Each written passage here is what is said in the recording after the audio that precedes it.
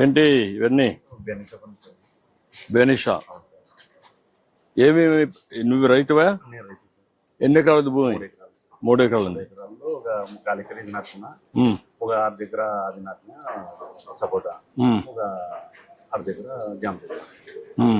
ఇంకా ఇవైతే సంవత్సరానికి వచ్చేసి ఒక 6-7 టన్నులు పండుతాయి.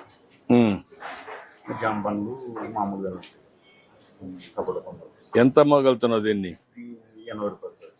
ఇది నువ్వు రేటు ఇప్పుడు చేసావు కదా ఏమా? బోర్డు రేట్లు ఎంత రాస్తే అంత.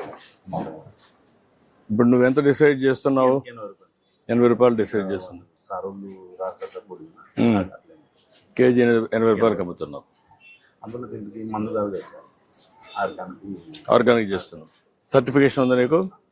సర్టిఫికేషన్ ఉందా? ట్రేసబిలిటీ సర్టిఫికేషన్ కూడా వస్తా ఉంది ఇప్పుడు. అంటే నువ్వు ఏ పొలంలో పండిస్తున్నావు, ఏ రైతు పండిస్తున్నాడు, దానికి జియో ట్యాగింగ్ చేస్తారు. అదే మాదిరిగా ఆర్గానిక్ టెస్ట్ చేస్తారు. టెస్ట్ చేసి సర్టిఫికేషన్ ఇస్తారు. అవి రెండూ వస్తే అప్పుడు ఏంటంటే ఇది ఆర్గానిక్, ఎరువుల మందు వేయలేదు, క్రిమి సంహారక మందులు లేవు, కాబట్టి మంచిది అనేది వస్తుంది. అప్పుడు ఇంకా రేట్ ఎక్కువ వస్తుంది. రెండోది ఇప్పుడు కొత్తగా కవర్స్ వచ్చాయి. ఇచ్చారా? పెట్టావా? డిపార్ట్మెంట్ వాళ్ళు ఇచ్చినారు సార్. ఇచ్చారా? పెడితే నీకు దానివల్ల లాభం ఏమనిపిస్తుంది?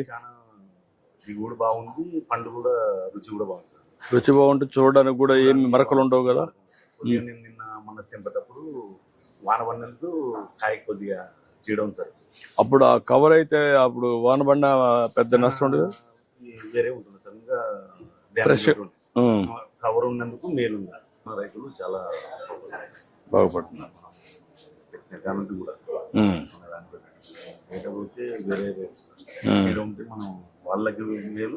నీకు మొత్తానికి ఎంత వస్తుంది సంవత్సరానికి? 1,20,000 1,70,000 వస్తుంది. సపోటాకి కొంచెం వస్తుంది.